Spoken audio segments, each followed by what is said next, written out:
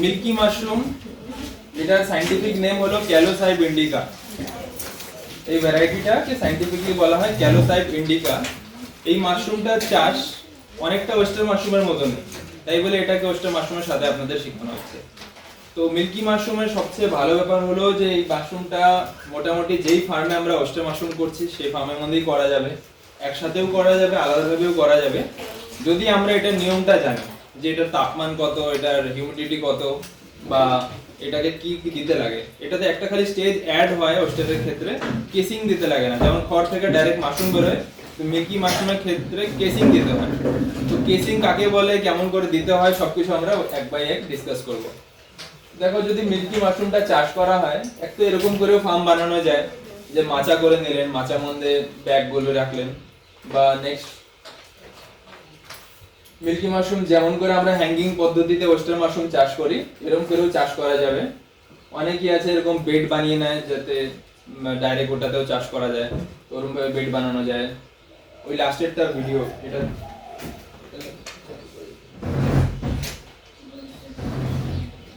দেখেন, এটা আমাদের কুচবিহারেরই ফার্ম।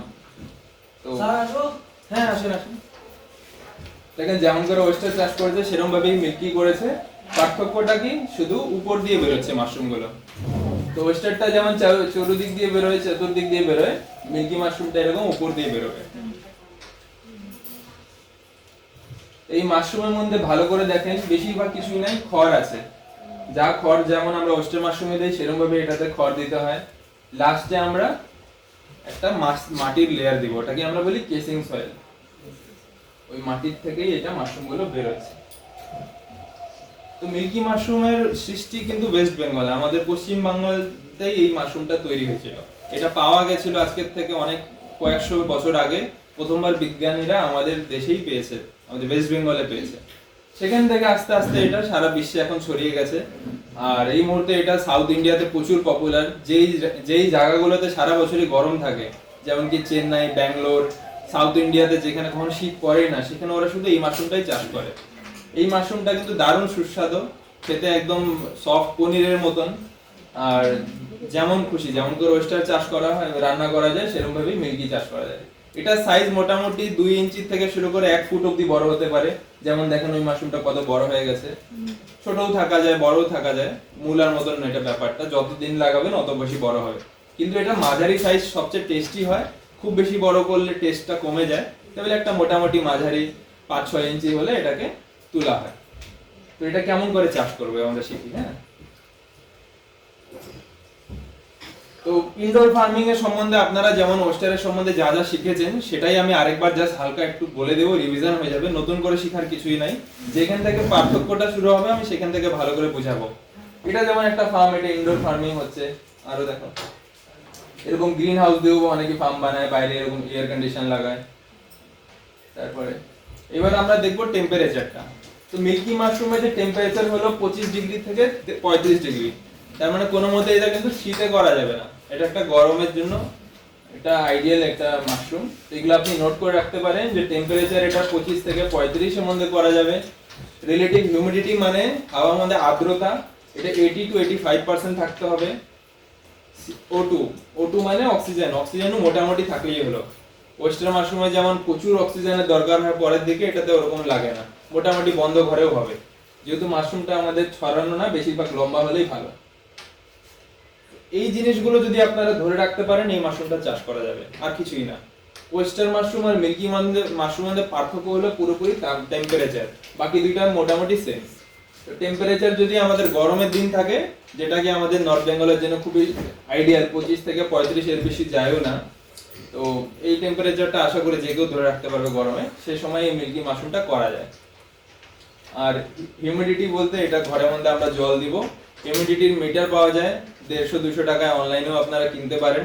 হিউমিডিটি মিটারটা লাগিয়ে দিবেন ফার্মের মধ্যে, হিউমিডিটি কখনো 80 থেকে 85% এর নিচে নামতে দিবেন না, না হলে কি হয় মাশরুমের কুড়িগুলো শুকিয়ে যায়। এটা ওয়েস্টার্ন মাশরুমের ক্ষেত্রেও একদম সঠিক। তো সবাই আপনারা হিউমিডিটি মিটার ব্যবহার করতে পারেন। আর যখন মাশরুম বেরোনো শুরু হবে, হাওয়াটা মাঝে মধ্যে খেলাতে হবে, তাহলে মাশরুমগুলো ভালো থাকবে। তো দিনে 1-2 ঘন্টা নতুন ফ্রেশ হাওয়া ঢোকালেই যথেষ্ট, তার বেশি হাওয়ার দরকার নেই। লিখে নিয়েছেন সকলেই? আচ্ছা, তো সাবস্ট্রেট বলতে কি? সাবস্ট্রেট মানে হচ্ছে খড়। যেই জিনিসটার মধ্যে আমরা মাশরুমটাকে গজাই সেটাকে বলে ইংরেজিতে সাবস্ট্রেট। তো সাবস্ট্রেট যেমন করে আমরা ওয়েস্টার্ন মাশরুমের জন্য যে কোনো খড়ের মধ্যে চাষ করতে পারি, সেরকমই এটা হবে। এবার ওটাকে শোধন করতে লাগে, তারপরে যেটা আপনারা শিখেছেন অটোক্লেভ, একটা মেশিন যেটার ভিতরে অনেক বেশি টেম্পারেচারের মধ্যে জীবাণুগুলোকে জীবাণু মুক্ত করা হয়। বা বড় বড় প্রেসার কুকার পাওয়া যায় যেটাতে আমরা এটাকে শোধন করতে পারি। স্টিমিং মানে স্টিম দিয়ে আমরা স্টিমের গরমের ভাপ দিয়ে আমাদের খড়গুলোকে শোধন করা যায়। বয়েলিং মানে বয়েল করে আমরা শোধন করতে পারি। আর কেমিক্যাল মেথড আপনারা শিখেছেনই কেমন করে চুন টুন দিয়ে আমরা শোধন করতে পারি।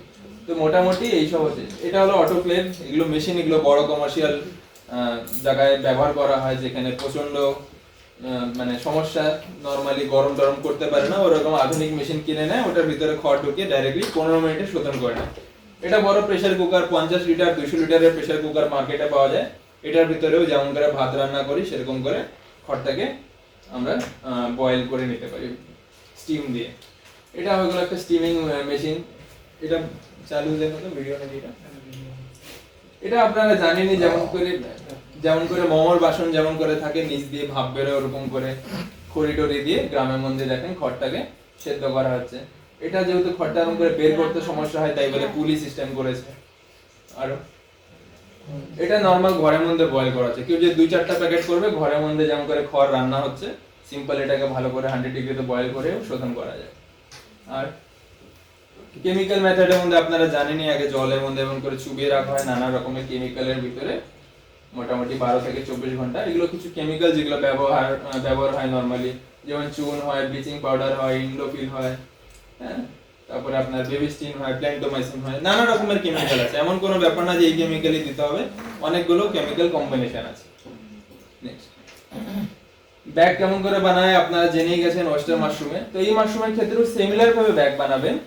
খড়টা যখন শোধন হয়ে যাবে তারপরে হাত দিয়ে চিপে দেখতে হবে যে খড়ের মধ্যে যাতে কোনো রকমের জল না থাকে। হাত দিয়ে সবসময় টিপতে হবে জোরে করে, এমন ভাবে টিপবো যাতে হাতের কোনা দিয়েও জল না বেরোয়।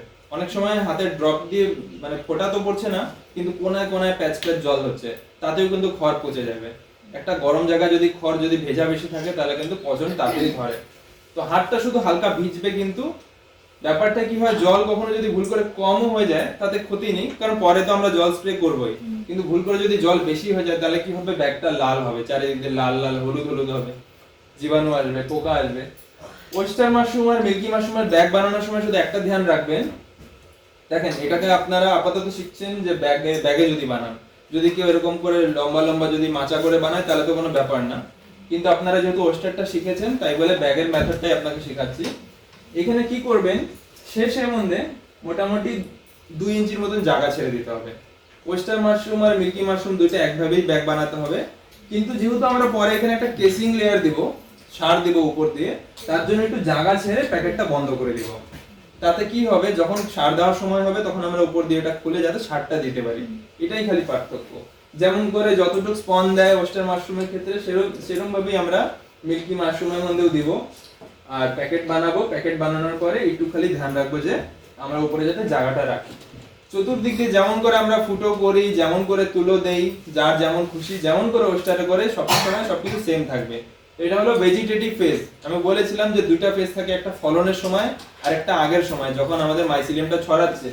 তো প্রথমে দুইটার একই রকমের সিস্টেম, তাই বলে আমাদের ফুটো তো করতেই হবে, যদি ওই দিক দিয়ে মাশরুম বেরোবে না, কিন্তু হাওয়াটাকে খেলতে হবে। তাছাড়া উপরটাকে আমরা একটু খালি জায়গা বেশি রাখবো। তাহলে নেক্সট, তো এরকম করে আমরা মোটামুটি 15 থেকে 20 দিন 15 to 20 ডেজ আমরা রেখে দেবো, আর আমাদের প্যাকেটটা আস্তে আস্তে এরকম করে সাদা হয়ে যাবে। আমাদের প্যাকেট যখন একদম সাদা হয়ে যাবে, কোনো রকমের এখানে জীবাণু নাই, গ্রিন মোল্ড নাই, ব্ল্যাক মোল্ড নাই, তখন হলো আমাদের নেক্সট কাজ। তখন আমাদের কি করতে হবে, যে আমাদের চতুর্দিকে যদি তুলো থাকে ভালো, ওই যে এখন তুলো লাগানো আছে। তুলো কেন লাগাই আমরা জানেন কি আপনারা? যাতে মাছি না আসে। মাছি পোকা কিন্তু আমাদের ঘরের মধ্যে ঢুকে যায়, নালে ওইটা থাকলে একটা মাছি আসবে না, সমাজের মধ্যে যে কোনো রকমের ব্যাকটেরিয়া ভাইরাস ঢুকতে পারবে না, আবার সঠিকভাবে হাওয়া সঞ্চালন হবে। অনেকে কি করে শুধু ফুটো করে দেয়, কিন্তু যেই এরিয়াতে মাছির সমস্যা নাই, যেমন সাউথ বেঙ্গল অনেক জায়গায় মাছির সমস্যা নাই, বা যারা পাহাড়ে থাকে ওখানে এনভায়রনমেন্টটা খুব ক্লিন, বেশি পোকামাকড় নেই, ওরা নর্মাল ফুটো করলেও চলে। আমাদের আর্দ্রতাটা দেখতে হবে, আমাদের এখানে সবসময় একটা ঘামা ঘামা ওয়েদার, পোকামাকড় তাড়াতাড়ি আসে। তো এখানে যদি আমরা ফুটো না করি তাতে কি হবে, যে কোনো ইঁদুর বা যে কোনো আরশোলা নর্মাল পোকাও ভিতরে ধানটা বা গমটা খেতে কিন্তু ভিতরে ঢুকে যেতে পারে, ঢুকলে আবার ভিতরে বাচ্চা দেবে আর প্যাকেটটাকে নষ্ট করবে। তাই বলে তুলো দিলে ভালো হয়। এবার আমাদের তুলো যেমন আছে সেরকমই থাকবে। প্যাকেটটা দেখেন মিল্কি মাশরুমে সাদা হয়ে গেছে। এইবার কি করব আমরা, এই যে আমাদের এখান থেকে গার্ডারটা বা রশিটা খুলবো, প্যাকেটটাকে সোজাভাবে খুলবো। নেক্সট। আর ততক্ষণে তার থেকে ঠিক 5-7 দিন আগে আমাদের এই মাটিটা তৈরি রাখতে হবে। ঠিক আছে, আমাদের যখন প্যাকেটটা আমরা খুলবো তখন তো মাটি তৈরি করার সময় নেই, তখন তো মাটিটা আমাদের দিতে হবে। সেক্ষেত্রে মিল্কি মাশরুমের জন্য আমাদেরকে আগে থেকে এই মাটিটা তৈরি করতে হবে। মাটিটা তৈরি করার পদ্ধতি খুবই সহজ। দেখেন অনেক ধরনের মেথড আছে, এগুলো আপনি নোট করতে পারেন। কি কি করতে লাগে, লোম সয়েল প্লাস স্যান্ড সয়েল। মানে লোম সয়েল হলো আপনার যে কোনো মাটি, হ্যাঁ, যেটার মধ্যে বালু অল্প থাকে, অল্প আপনার ক্লে মাটি থাকে, যেমন এঁটেল মাটি বলে ওটাকে। আর দেখেন মাটি 3 ধরনের হয়, একটা ক্লে মাটি, একটা স্যান্ডি মাটি মানে এটা হলো বালু মাটি, আর একটা হলো লোমি সয়েল, মানে এই দুটার মোটামুটি মিক্সচার থাকবে। আসলে কেসিং সয়েলের কারণটা আপনি ভালো বুঝতে পারলে আপনি বুঝতে পারবেন মাটিটা কেমন চাই। আমাদের এরকম একটা মাটি বানাতে হবে যেটা যাতে জল ধরে রাখতে পারে, আবার যাতে একদম টাইট না হয়ে যায়, যাতে মাশরুমটাও বেরোতে পারে। আমরা যদি শুধু এমন একটা মাটি ব্যবহার করি যেটাতে জল দিলে পুরো একদম জল দিলে শক্ত হয়ে যাচ্ছে, তাহলেও কাজ হবে না। আবার যদি শুধু বালু দেই তাহলে কি হবে, জলটা বারে বারে শুকিয়ে যাবে। একবার জল দিব আবার শুকিয়ে যাবে, কারণ বালুতে যাই দিব ওটাতে ধরে রাখবে না। তো আমাদের এমন একটা মাটি বানাতে হবে, ওই মাটিটা সঠিক কিনা কেমন করে বুঝবো, হাতে করে মাটিটা ধরে মুঠিতে এরকম টিপতে হবে। টিপলে একটা লাড্ডুর মতন মাটি হয়ে যাবে। এবার ওটা যখন আমরা টোকা দেবো ওটা যাতে সহজে ভেঙে যায়, এটা দিয়ে আমরা বুঝতে পারবো। যদি ওই দলাটা যদি আমরা ভাঙতেই পারছি না টোকা মারলে, তাহলে ভাববেন মাটিটা একদম শক্ত, এতে আরো ভালো মেশাবে, সঠিক হয় না। আগে এই মাটিটা তৈরি করতে হবে। অনেকের জমির মাটি আগের থেকে এরকম থাকে, আবার অনেকের থাকে না, তখন আমাদের একটু বালু মাটি মেশাতে হবে, একটু এঁটেল মাটি মেশাতে হবে। মাটিটা এমন একটা তৈরি হবে যেটা হালকা এরকম মানে টিপলে আবার দলাও লাগে, আবার হালকা টোকা মারলে ভেঙেও যায়, ওটাকে লোমি সয়েল বলে। ওই মাটিটা, হ্যাঁ, 4 ভাগ আর সাথে 1 ভাগ বালু, এটা মিশালেও আপনার কেসিং সয়েল তৈরি হতে পারে। প্রথম ফর্মুলা হলো ওই যে মাটি যেটাতে সহজে মন্দে, ওটাকে আমি বলবো লোমি সয়েল। লোমি সয়েল কি লিখে রাখবেন, যেই মাটিটাতে অল্প বালু আছে, এঁটেল মাটিও আছে, ওই মাটিটা এমন যেটাতে জল দিলে জল ধরে রাখবে, আবার সহজে ভেঙেও যাবে। ওই মাটিটা হবে 4 ভাগ, আর সাথে মধ্যে আবার 1 কিলো মানে 1 ভাগ দিতে হবে বালু। এই মাটিটা ভালো করে মিক্সিং করলে ওই মাটিটা হয়ে গেল লোমি সয়েল, মানে আপনার প্রথম কেসিং সয়েল, ওটা ব্যবহার করা যায়। তারপরে ফর্মুলা হলো 2 বছর পুরানো গোবর সার। 2 বছর পুরানো সার আমাদের যা থাকে জমির, সাথে লোম সয়েল। লোম সয়েল মানে এই যে মাটিটা আমরা বললাম যে জল ধরে রাখে আর ভেঙে যায়, 1/1 মানে 1:1 রেশিওতে আমরা মেশাবো, সমান সমান মেশাবো। এই 1:1 4:1 মানে কি, এটার ভাগ কত এটার ভাগ কত, ঠিক আছে। দ্বিতীয় ফর্মুলা হলো 2 বছর পুরানো একদম শুকনা ঝুরঝুরি আমরা ওরকম গোবর ব্যবহার করব, যেটা একদম প্রায় মাটির মতনই হয়ে গেছে। তাতে আবার আমরা 1 ভাগ, মানে যতটা আমরা যদি 5 কিলো যদি ওই মাটিটা নেই, সাথে আমরা আমাদের লোম সয়েল নেব সমান সমান 5 কিলো, ভালো করে মিক্স করে দেব। ওটাও কেসিং এর জন্য ব্যবহার করা যায়। তৃতীয় হলো 2 বছর পুরানো কম্পোস্ট। মাশরুম আপনারা চাষ করেছিলেন, চাষ করে যে প্যাকেটটা ছিল ওটা ফেলে রেখে দিয়েছিলেন, এবার ওটা 2 বছর পুরানো হয়ে গেছে, ওটাও একটা সার হয়ে যায়, ওটাকে বলবো আমি মাশরুম স্পেন্ট কম্পোস্ট। ওইটা সাথে কিছু বালু আর কিছুটা লাইম লেখা আছে বলতে পারেন চুন, এটা 4 ভাগ 4:1:1, এটাও মেশানো যায়। তারপরে আছে 2 বছর পুরানো সেরকমই কম্পোস্ট বা গোবর বা সার, যে কোনো সার, সাথে লোম সয়েল, হ্যাঁ, প্লাস কিছু এটা কেমিক্যাল যেটা ইনসেক্টিসাইড, এটা FYM বলে। দিতে হবে না সহজে, এটা বেশিরভাগ আমি আপনাকে যেটা প্রথম যে 2টা বলেছি ওটাতে আপনার হয়ে যাবে। তারপরে পেপার মাল্চ, এগুলো মানে ওদের জন্য যাদের এখানে এগুলো সহজে পাওয়া যায় না, তো ওদের জন্য ওই ফর্মুলাগুলো দেওয়া আছে। তা আশা করি বুঝে গেছেন এই কেসিং মাটিটা কেমন করে তৈরি করতে হবে। কেসিং মাটি তৈরি করতে হলে সবচেয়ে আগে তো আমাদের লোম সয়েলটা তৈরি করতে হবে, যে মাটিটা এরকম থাকবে, যেটা সহজে আমাদের হাত দিয়ে ভেঙে যাবে। এবার এতে হয় আমি বালু দিব 4 ভাগের 1 ভাগ, বা এটাতে আমি 2 বছর পুরানো গোবর দিব। এগুলো দিলে আমাদের কেসিং সয়েল একদম পারফেক্ট হবে, মাশরুম বেশি বেরোবে, ভালো বেরোবে।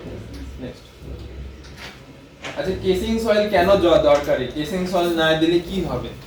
হ্যাঁ, প্রথম হচ্ছে যে এই মাশরুমটা এরকম যে একে কেসিং সয়েল দিলেও মাশরুমটা বেরোনোর সময় এসে যা বুঝতে পারে। সব কিছুর জন্য আলাদা আলাদা নিয়ম থাকে, কিছু সবজি আছে ওটাকে বেশি জল দিতে হয়, কিছু হয় কম জল দিতে হয়। তো যেমন যার যেমন ধরন, তো বনের মধ্যে, ফরেস্টের মধ্যে, নেচারের মধ্যে যখন এই মাশরুমটা বেরোয় তার অভ্যস্ত আছে যে যখন ওর সাথে একটু মাটির কন্ট্যাক্ট আসে তো মাটির থেকে বেরোয়। তো আমাদের ওরকমই একটা সিস্টেম, মানে একটা সিস্টেম তৈরি করতে হবে আমাদের, যাতে ও বুঝতে পারে যে আমাদের মাশরুম বের করার সময় এসে গেছে। তাছাড়া এই মাটিতে অনেকগুলো পুষ্টি থাকে, যেই পুষ্টিগুলো মাশরুমকে সাহায্য করে মাটির থেকে বেরোয় আরো সুন্দরভাবে ওটা বেরোনোর। তাছাড়া কি হয় যে জল ধরার ক্ষমতা থাকলে ওই উপরের যে ভাগটা ওটা ভেজা ভেজা ভাবটা থাকে, যেহেতু ওয়েস্টার্ন মাশরুমে তো আমরা চারিদিক দিয়ে জল দিচ্ছি রেগুলার, এটাকে তো ওরম করে দিয়ে কোনো লাভ নাই। তো আমাদের এই মাটিটাকেই হালকা হালকা ভেজা রাখতে লাগে, এই মাটির থেকেই বেরোয়, তো এটা জল ধরার ক্ষমতা থাকে। এই সব কারণে হচ্ছে মাশরুম। তাছাড়া মাশরুমটা যেহেতু উপর থেকে বেরোয়, ওকে তো একটা সাপোর্ট লাগবে যেটাকে ও টিকে থাকতে পারবে, যাতে পড়ে না যায়, এর জন্য এই মাটিটা কাজে আসে। এরকম অনেক রকমের কারণ আছে যার জন্য আমরা এই কেসিং মাটিটা ব্যবহার করি।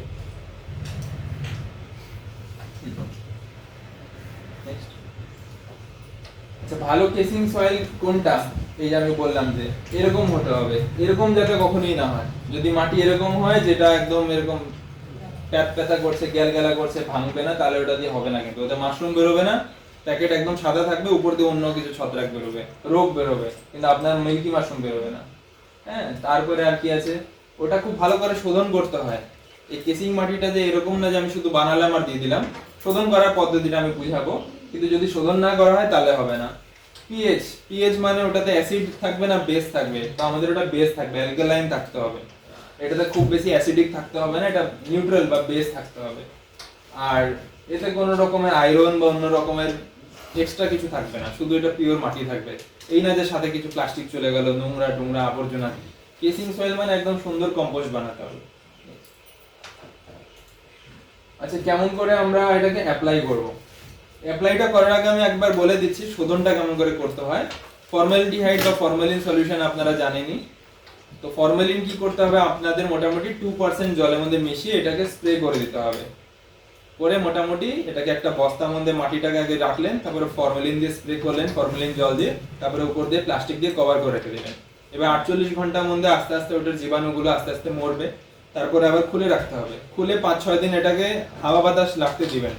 একদম মাঠেও রাখতে হবে তা না, এমন একটা জায়গায় ছায়া মধ্যে রাখবেন যেখান থেকে ফরমালিনের গন্ধটা আস্তে আস্তে যাতে চলে যায়। বা আরো কি করা যায়, চুন ব্লিচিং দিয়েও এটাকে ভালো করে জলের মধ্যে মিশিয়ে এটার উপরে ঢেলে এটাকে ভালো করে শোধন করা যায়। কিন্তু নর্মাল সবচেয়ে সহজ হয়ে গেল ফরমালিন দিলেন। বা কি করা যায়, যদি আপনি জৈবভাবে রাখতে চান তাহলে এটাকে হিট দিয়ে, স্টিম দিয়ে, যেমন করে আমরা খড়টাকে স্টেরিলাইজ করি, সিমিলার ভাবে আমরা এই মাটিটাকেও শোধন করতে পারি। যদি এমন একটা বস্তার মধ্যে ঢাললাম যেটাতে এটাকে ভাপ দিয়ে আমরা সেদ্ধ করে নিতে পারি মাটিটাকে, তাও মোটামুটি জীবাণু চলে যাবে। কারণ যতই বলেন মাটির থেকে 100% জীবাণু কখনো যায় না, মাটিতে তো ন্যাচারাল অনেক ব্যাকটেরিয়া ভাইরাস থাকবেই। ওটা শুধু ভাইরাসের কোয়ান্টিটিটা একটু কমাতে হবে, একদম 100% শোধন করতে হবে তা না। তাই বলে যদি আপনারা কেমিক্যাল দিয়ে শোধন করেন তো ধ্যান রাখতে হবে যাতে কোনো রকমের ওতে গন্ধ না থেকে যায়। কোনো রকমের যদি ফরমালিনের গন্ধ থাকে, অ্যামোনিয়ার গন্ধ থাকে, বা কোনো রকমের কেমিক্যালের যদি গন্ধ থেকে যায় তাহলেও মাশরুম বেরোবে না। তো এই কাজটা আগেই করতে হবে, যখন মাটিটা আমরা কেসিং দিব 20 দিন পর, তখন আমাদের ধ্যান রাখতে হবে যে আমাদের মাটিটা অলরেডি শোধন হয়ে গেছে, একদম সুন্দরভাবে রেডি, প্যাকিং করা রাখা আছে। এইবার প্যাকেটটা খোলার পরে দেখেন কেসিং কেমন করে করলাম। আমরা তো একটু করে জায়গা রেখে দিয়েছিলাম প্রথমেই, এইখানে আমরা 1 ইঞ্চির মতন, 1 থেকে 1.5 ইঞ্চির মতন কেসিং সয়েল দিয়ে দিব। খুব বেশি কেসিং সয়েল দিতে লাগে না, তাই বেশি মাটিও লাগবে না, মোটামুটি 3-4 সেন্টিমিটার দিলেও হয়ে যায়। এই কেসিং সয়েলটা আমরা এরকম করে দিয়ে দিব। এবার এই কেসিং সয়েলটা দেওয়ার পরে আমরা কি করব, মোটামুটি যেমন করে গাছের মধ্যে স্প্রে করে জল দিয়ে, সেরকম করে হালকা করে স্প্রে করে দিব জল দিয়ে। বা আগেই আমরা মাটিটাকে হালকা ভাবে ভিজিয়ে নেব, যাতে খুব বেশি ভেজা ভাবও না থাকে, আবার খুব বেশি মানে শুকনাও না থাকে, হালকা হালকা ভেজা ভাব থাকে। তো এই জিনিসটা খুব ইম্পর্টেন্ট যে মাটিটা ভেজা ভাব থাকবে, কিন্তু একদম যে কাদা হয়ে যাবে তা না। এমনিতেই আমরা যদি কেসিং সয়েল খুব ভালো বানাই সেটা সেরকম ভাবে জল ধরবেই না, ওতে খুব বেশি জল হলে এমনি বের হয়ে যাবে। কিন্তু তাও আপনারা হালকা মোটামুটি 60% তাতে ময়েশ্চার মেনটেন করবেন, করে এরকম করে কেসিং লেয়ার দিয়ে দেবেন। কেসিং লেয়ার দিয়ে দিলাম, দেওয়ার পরে তারপরে কি কাজ, তারপরে কাজ হয়ে গেল যে এখানে প্রতি একদিন বাদে একদিন হালকা হালকা করে জল স্প্রে করতে থাকতে হবে। প্রথম দিন জল দিলেন, এবার পরের দিন আর জল দেওয়ার দরকার নেই, অপেক্ষা করবেন। এবার দেখবেন যে হালকা শুকিয়ে গেছে, মাটিটাকে হালকা টাচ করে দেখলেন যে হালকা শুকিয়ে গেছে, তখন হালকা জল দিবেন, খুব বেশি জল দিবেন না, কিন্তু হালকা জল দিবেন। এরকম করতে করতে দেখবেন আপনি মোটামুটি 5 থেকে 7 দিনের মধ্যে এই সাদা যে ছত্রাকটা যে এখানে আছে সেটা মাটিতে ছড়িয়ে আসবে, আপনার মাইসিলিয়ামটা কেসিং সয়েলের উপরে চলে আসবে, বুঝলেন? তো আপনি কেসিং সয়েলটা কখনো হাতাহাতি করার দরকার নাই, এটা দেখবেন যে মাইসিলিয়াম ছড়াচ্ছে। কিন্তু কারো যদি ভুল করে কেসিং সয়েল যদি শক্ত হয়ে ওঠে, অনেক সময় লোকে মাটি ভালোভাবে পায় না বা সঠিকভাবে কেসিং সয়েল বানায় না, তাহলে মাটিটা শক্ত হয়ে যাবে, সেক্ষেত্রে ওটাকে কোনো একটা পরিষ্কার জিনিস দিয়ে ভেঙে দিতে হবে, নাহলে কিন্তু মাশরুম বেরোতে পারবে না, যেহেতু শক্ত একটা মাটি হয়ে গেছে সিমেন্টের মতন। তো প্রথম কথা, কেসিং সয়েল ভালো থাকলে সেরকম প্রবলেম হবেই না, কিন্তু আপনি ধ্যান রাখবেন যে কেসিং সয়েল যাতে হালকা হালকা ভাবে ভিজা থাকে, খুব বেশি যাতে ভিজা না থাকে, আবার শুকিয়ে যেতে না যায়। সেক্ষেত্রে 7 থেকে 10 দিনের মধ্যে আপনার মাইসিলিয়াম ছড়িয়ে যাবে আর আপনার পিন হেড বেরোনো শুরু হবে। দেখছেন আপনি এখন আস্তে আস্তে এরকম অবস্থা ছিল, এই যে মাইসিলিয়াম উপরে ছড়িয়ে গেছে, হ্যাঁ, ওই যে কেঁচো সার, মানে একদম যে সাদা হবে তা না, হালকা একটা সরের মতন চাদর আসবে মাইসিলিয়ামে, তখন বুঝবেন যে মোটামুটি কাজ হয়ে গেছে।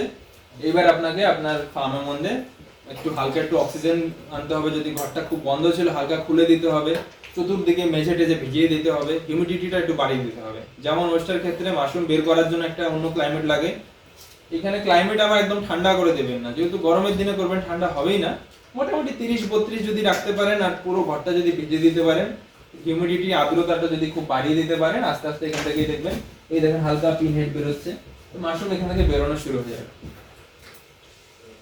এই দেখেন এইখানে প্রথম ওই অবস্থা ছিল, তারপরে এরকম হলো, আস্তে আস্তে আস্তে আস্তে কি হচ্ছে, মাশরুম গুলো হালকা হালকা বেরোচ্ছে।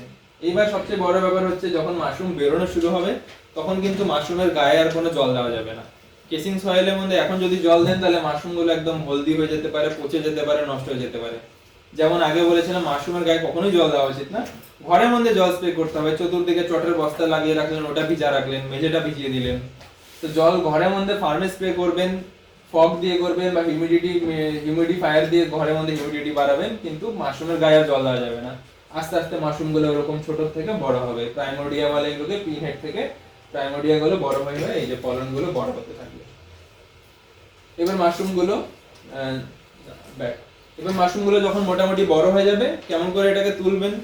হারভেস্টিং আপনার সিম্পল, যেমন ওয়েস্টার মাশরুম ধরে গোল করে ঘুরিয়ে দিতে হতো, এক একটা মাশরুমকে ধরবেন, গোড়া থেকে ঘুরিয়ে দিবেন, মোচড় দিয়ে দিলেন, একদম গোড়া থেকে উঠে আসবে।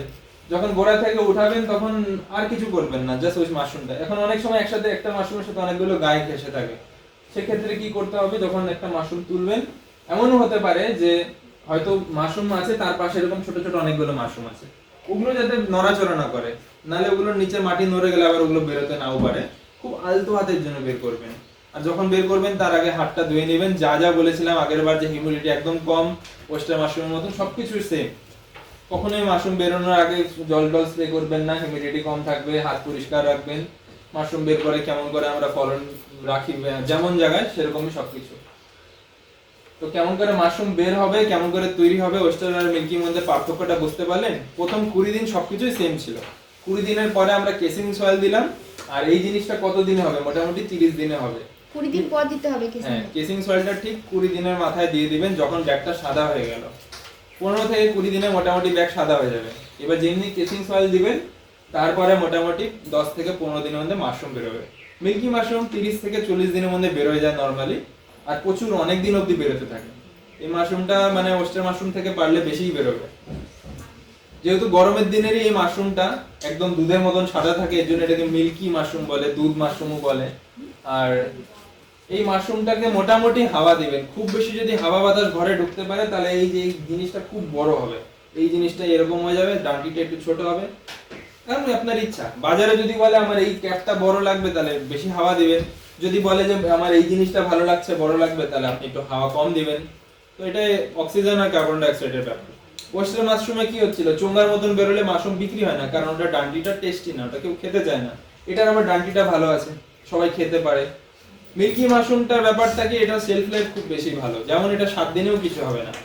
এটা একদম নিয়ে বের করে রেখে দিলেন আপনি, এই নরমাল টেম্পারেচার 3-4 দিন একদম ভালো থাকবে, কোনো পার্থক্য আসবে না, কোয়ালিটিও কমবে না। আস্তে আস্তে যখন পুরনো হবে হালকা হালকা ব্রাউন হবে, হলদে হলদে হওয়া শুরু করবে। ঠিক আছে, নেক্সট। তো পোস্ট হারভেস্ট আমরা এখন দেখবো যে কেমন করে এটাকে মেনটেন করা যায়। হ্যাঁ, নেক্সট। শেলফ লাইফ যে বললাম, এটা মোটামুটি যদি আপনি 0 ডিগ্রিতে রাখতে পারেন ফ্রিজে, 8 থেকে 11 দিন অবধি মাশরুমটা ঠিক থাকবে। যদি 5 ডিগ্রি সেলসিয়াসে রাখতে পারেন 6 থেকে 8 দিন ভালো থাকবে। নরমালি 10 ডিগ্রিতে 4 থেকে 6 দিন। আর এমনি যদি ঘরে রাখেন 1 থেকে 4 দিন অবধি ঠিক থাকে। কলা পাতায় রাখবেন, হালকা ঠান্ডা জায়গায় রাখবেন, যে কোনো সবজির ক্ষেত্রে একই ব্যাপার, একটু ঠান্ডা জায়গায় রাখলে ওটা বেশি দিন রাখা যায়। মোটামুটি কেউ যদি আইস প্যাকিং করে বা 0 ডিগ্রিতে রাখে, এটা 11 দিন অবধি ঠিক থাকে। মানে এটাকে আমরা ইচ্ছা করলে বিদেশেও পাঠিয়ে দিতে পারবো, 11 দিন তো অনেক হয়। তো এই মাশরুমটা শেলফ লাইফ খুবই ভালো। গরমের দিনে এমনি যে কোনো জিনিস তাড়াতাড়ি নষ্ট হয়ে যায়, যাই হোক, সবজি হোক, ওয়েস্টার মাশরুমই হোক, বাটন মাশরুমই হোক, সেক্ষেত্রে মিল্কি মাশরুমটা যেহেতু গরমেরই জিনিস, ওর লাইফও খুব বেশি। ঠিক আছে, এবার নেক্সট। মিল্কি মাশরুম অনেক ধরনের প্যাকিং করা যায়, ওইটাকে এরকম করে সুন্দরভাবে লম্বা লম্বা এরকম প্যাকিং করতে পারেন। খোলা বাজারে এরকম করে বিক্রি হয়, ওরকম আপনারা প্যাকেট ডাব্বায় রাখতে পারেন, সিঙ্গেল সিঙ্গেল প্লাস্টিকে রাখতে পারেন। প্লাস্টিকে ফুটো রাখতে হবে, বা যেটা আমি বলছিলাম যে এরকম পেটি বক্সে, হ্যাঁ স্ট্রবেরি বক্সের মতন রাখা যায়। তো এই বক্সগুলোতে আগে থেকে ফুটো থাকে, ফুটো না থাকলে ফুটো করে নিতে হবে। প্যাকেজিং যত ভালো করবে বাজারে অতই ভালো দাম পাওয়া যায়। যেমন আমরা খোলা চিপসের দাম এক দেই, আর যদি প্যাকেটে থাকে চিপসের দাম বেড়ে যায়। তো যে কোনো জিনিস যত সুন্দরভাবে আপনি কাস্টমারের কাছে আনতে পারবেন, আপনি মার্কেটে অতই ভালো দাম পাবেন।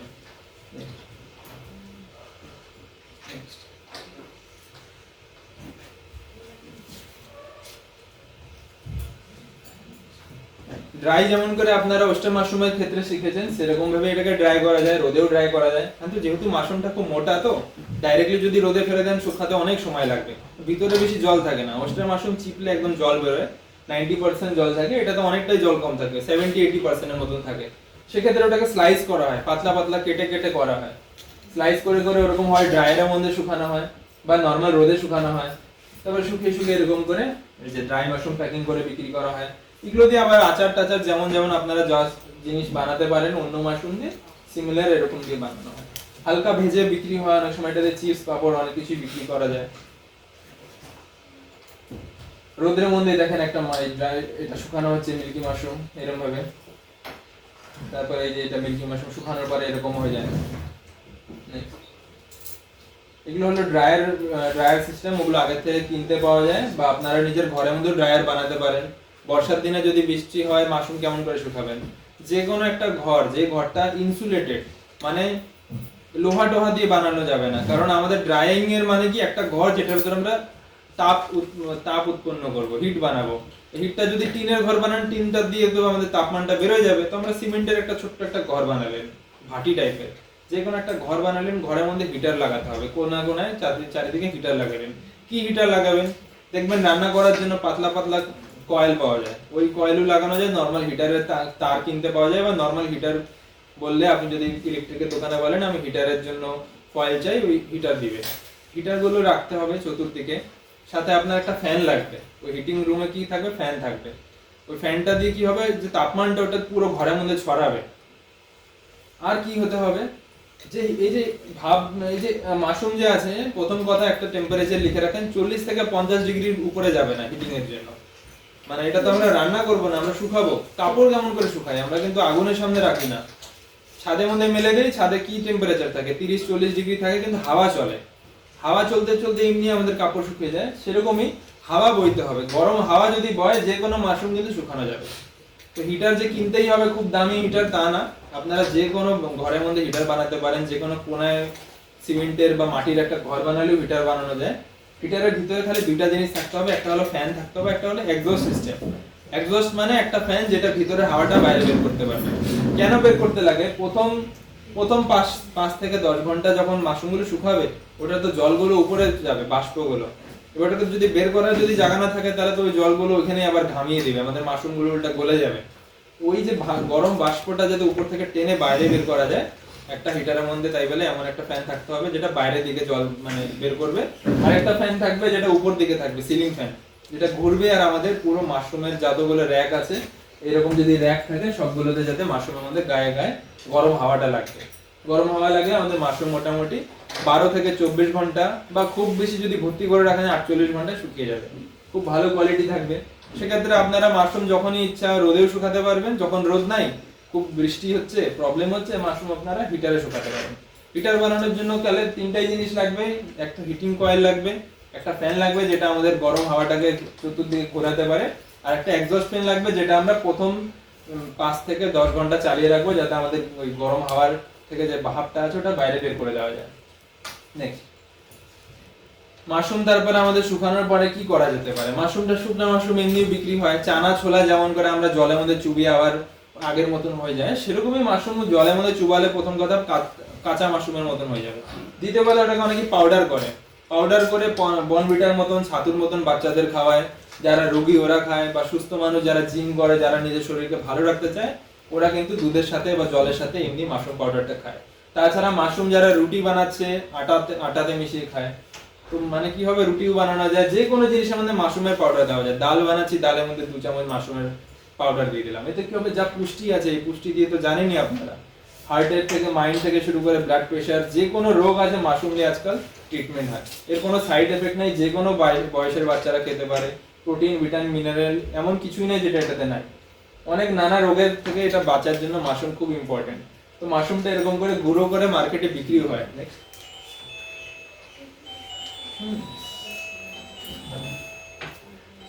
তো মাশরুম হয়ে গেলে আপনারা 2 ধরনের বিক্রি করতে পারছেন, একটা পাউডারও হলো, ড্রাইও হলো, আর কাঁচা মাশরুম তো আছে।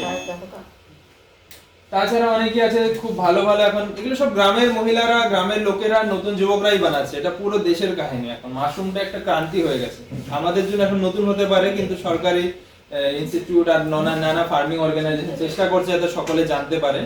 পুরানো চাষ অনেকদিন হয়ে গেল, সবাই সব চাষ করছে, নতুন কিছু যদি না আসে যেটা মানুষকে অন্যভাবে কিছু দিতে পারে, নাহলে কৃষিতে লাভ থাকছে না।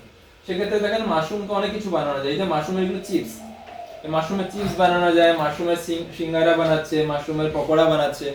তো মাশরুম এগুলো যদি কেউ বানায় এরকম প্যাকেটিং করে রাখলে এগুলো অনেকদিন ঠিক থাকে, 3 থেকে 4 মাস, এগুলো কিচ্ছু হয় না, আর খুব ভালো দামে এগুলো বিক্রি করা যায়। তাহলে আপনারা বুঝতেই পেরেছেন, আমি আরেকটা আপনাদেরকে বলে দিয়েছি যে ক্যানিং কেমন করে করা যায় টিনের ডাব্বায়, যে ব্রাইন সলিউশন, নুন আর চিনি আর অ্যাসিটিক অ্যাসিডে কেমন করে মাশরুমগুলোকে প্রিজার্ভ করে রাখা যায়। সিমিলারলি মিল্কি মাশরুম আপনি খুব সুন্দরভাবে কেটে কেটে সুন্দরভাবে আপনি টিনের ডাব্বার মধ্যে এরকম ক্যানিং করে প্রিজার্ভ করে রাখতে পারেন। ক্যানিং করার পরে এরকম করে প্যাকিং করা হয়, প্যাকিং করলে মার্কেটে খুব ভালো দাম পাওয়া যায়, নানা রকম মাশরুমের ক্যানিং হয়। ব্রাইনিং এর সম্বন্ধে আমি আগেই বলে দিয়েছি, তাও এখন রিপিট করছি না, বাট আপনি জেনে রাখেন যে 2% এটাতে নুন থাকে, 1% সুগার মানে চিনি, 0.05% সাইট্রিক অ্যাসিড, লেবু দিয়ে ব্যবহার করা যায়, বা আপনি নরমালি অ্যাসিটিক অ্যাসিড আপনি ভিনেগার ইউজ করতে পারেন। ক্লাস 2 প্রিজারভেটিভ আছে অনেক ধরনের, তারপরে সোডিয়াম বেনজোয়েট আছে, কিছু কেমিক্যাল আছে, এগুলো মানুষের সেরকম ক্ষতি করে না, ওরকম করলে তো মাশরুম মোটামুটি 1-2 বছরেও কিছু হবে না। আচার বানানোর পদ্ধতি আপনারা সকলেই জানেন, বাড়িতে সবাই কম বেশি আচার বানায় খায়। যেমন করে সবজির আচার তৈরি হয়, যে কোনো জিনিসের আচার, এরকম করেই মাশরুমের আচার তৈরি করা হয়। আর এটা মাশরুমের আচার খুবই ডিমান্ডে আছে এই সময় মার্কেটে, যেহেতু সব ধরনের আচার আছে বাজারে, মাশরুমের নেই, যেই বানাচ্ছে তারই মাশরুমের আচারের খুব ডিমান্ড, খুব ভালো বিক্রি হচ্ছে। তো যারা ঘরে চাষ করছে, লঘু উদ্যোগ করছে, নিজের থেকে মাশরুম চাষ করছে, ফ্রেশ বিক্রি করছে, কিছুটা শুকাচ্ছে, কিছুটা আচার বানাচ্ছে, ওদের সারা বছরই মাশরুম চাষ করে খুব ভালো জীবিকা চলছে। তার মাশরুম করে অনেকই লোকে আত্মনির্ভর হয়ে গেছে এখন। তাহলে এটা দেখতেই পাচ্ছেন, বড় বড় কোম্পানিরা এখন মাশরুমের স্যুপ বানাচ্ছে, এইসব মাশরুম দিয়ে। দেখেন এই যে মাশরুম স্যুপ, মাশরুমের নুডলস তৈরি করা যায়, চাউমিন তৈরি করা যায়। যেমন ময়দার চাউমিন হয়, তার জায়গায় মাশরুমের পাউডার ব্যবহার করছে চাউমিন বানানোর জন্য। মাশরুমের বিস্কিট তৈরি করা যায়, এগুলো নাজেট হয়ে গেল। মাশরুমের কেচাপও তৈরি করা যায়, কিছুই না, চাটনি, যে কোনো জিনিসের যেমন চাটনি বানায়, মাশরুমের চাটনি বানানো যায়, এটাও খুবই সুস্বাদু। মাশরুমের তো এখন চকলেটও বের হয়ে গেছে, ক্যান্ডি পাওয়া যায়, দেখেন কত ভালো ভালো চকলেট পাওয়া যায়। এগুলো মুরব্বা, এক ধরনের মাশরুমেরই মিষ্টি ধরনের একটা আইটেম। আচার তো আপনি দেখেই নিয়েছেন, মাশরুমের পিকল, দেখেন বড় বড় ব্র্যান্ডেড কোম্পানি এরকম করে মিল্কি মাশরুমের আচার বানিয়ে বিক্রি করে। মাশরুম চিপস আপনারা দেখেছেন, আর এরকম তো আছেই মাশরুম মশলা প্যাকেট। আর মাশরুমের মিষ্টি অবধি তৈরি হয়ে গেছে, এখন দই তৈরি হয়ে গেছে। ঠিক আছে, আপনাদের কোনো প্রশ্ন থাকলে মিল্কি মাশরুমের জন্য আগে যদি কিছু থাকে তাহলে বলতে পারেন। আপনারা কেউ আশা করি এখনো বোধহয় মিল্কি মাশরুম চাষ করেননি, কিন্তু এই জায়গায় খুব ভালো মিল্কি মাশরুমটা হয়, স্পেশালি আমাদের কুচবিহার, আলিপুরদুয়ার বা এই পুরো নর্থ বেঙ্গল এরিয়া, এই এরিয়াটা মানে মিল্কি মাশরুমের জন্য খুব ভালো। কারণ এক তো খুব বেশি গরম পড়ে না, যে 40-50 ডিগ্রি হবে তা না, আবার মোটামুটি একটা টেম্পারেচার থাকে, যে টেম্পারেচারটা হয়ে গেল আপনার 25 থেকে 35। তো গরমের দিনে আপনি মোটামুটি মিল্কি মাশরুম অবশ্যই ট্রাই করেন। আর যেহেতু মাশরুমটা অনেকদিন টিকে, খুব ভালো সহজে বিক্রিও হয়, আর মানুষ একটু ভ্যারাইটিও পাবে। যেহেতু যে জিনিসটা যেখানে সম্ভব না ওটা সহজে করা খুব কঠিন। যেমন আমি যদি আজকে এখানে বাটন মাশরুম চাষ করতে চাই, আমাকে যুদ্ধ করতে হবে টেম্পারেচারের আগেনস্টে। আমি ঠান্ডা করতে চাবো গরমে, তাহলে কি হবে, ইলেকট্রিসিটি, ঘর, কারেন্ট, মানে আমাকে যুদ্ধ করতে হবে, মানে প্রচুর খরচা করতে হবে। মিল্কি মাশরুম, ওয়েস্টার মাশরুম, এগুলো কি আমরা কম যুদ্ধ করে কম খরচা করে, একই তো ব্যাপার, পুষ্টিতে একই। আবার যারা পাহাড়ে থাকে, যারা দার্জিলিং এ আছে, ওরা যদি এখন মিল্কি চাষ করতে চায় তাহলে কি সমস্যা, ওদের ঘরের মধ্যে হিটিং চালিয়ে রাখতে হবে। তো যেখানের জন্য যেটা সুইটেবল প্রথমে ওটা করা উচিত। করতে করতে একটা অভিজ্ঞতা হয়ে গেল, মার্কেট ধরে নিলেন, এইবার যেই মাশরুম ইচ্ছাই সেটাই সম্ভব। কারণ আজকের যুগে তো মানে দিল্লিতে বসেও কেসার তৈরি হচ্ছে, তাই না, আপেল তৈরি হচ্ছে, কুচবিহারে আপেলও তৈরি হচ্ছে, কিছু কিছু ভ্যারাইটি আছে, সব জায়গায় করা যায়। শিলিগুড়িতে যেমন ইউনিভার্সিটিতে আপেল তৈরি হয়েছে, ওটা ব্যাপার না। প্রথমে যেহেতু আপনারা স্টার্টিং এ আছেন, এই মাশরুমগুলো অবশ্যই চেষ্টা করেন। ওয়েস্টারের সবগুলো ভ্যারাইটি অল্প করে করলেন, মিল্কি করলেন, একবার অনুভব হলো, জানতে পারলেন, তারপরে বড় করে একটা উদ্যোগ শুরু করতে পারেন। তাহলে আর কারো যদি কোনো প্রশ্ন থাকে বলতে পারেন, কোনো ডাউট যদি থাকে মিল্কি মাশরুমের সম্বন্ধে, আশা করি সব ক্লিয়ার হয়ে গেছে। ঠিক আছে, তাহলে আজকের ক্লাস খুব ফাস্ট কেন শেষ হলো, কারণ ওয়েস্টার মাশরুমটা আপনারা জানা ছিল। হুট করে যদি মিল্কি শেখাতে যেতাম আপনাদের জিরো থেকে বুঝতে হতো। যেহেতু ওয়েস্টার শিখেছেন তাহলে মিল্কিটা শিখে যেতে পারলেন একেবারে। আর বিশেষ কোনো পার্থক্য নেই, শুধু কেসিং সয়েল করতে হবে আর গরমে চাষ করতে হবে, এটাই। মাশরুমটা উপর থেকে বেরোবে, উপরে কখনো মাশরুমের গায়ে জল দেওয়া যাবে না, সেটা তো সব মাশরুমের ক্ষেত্রেই এক। আর রোগ নিবারণ সবকিছু একই রকমের। মেন হলো পরিষ্কার পরিচ্ছন্ন রাখতে হবে, যে কোনো জায়গা হাতটা ধুয়ে রাখতে হবে, ঘর নোংরা রাখা যাবে না। যারা কাজ করে ওরা যাতে রেগুলার স্নান করে, জামা কাপড় চেঞ্জ করে, তো সেরকম যদি রাখা হয় মাশরুমের কোনো রোগও আসবে না, আর ভালো চাষ হবে। ঠিক আছে, তাহলে ধন্যবাদ।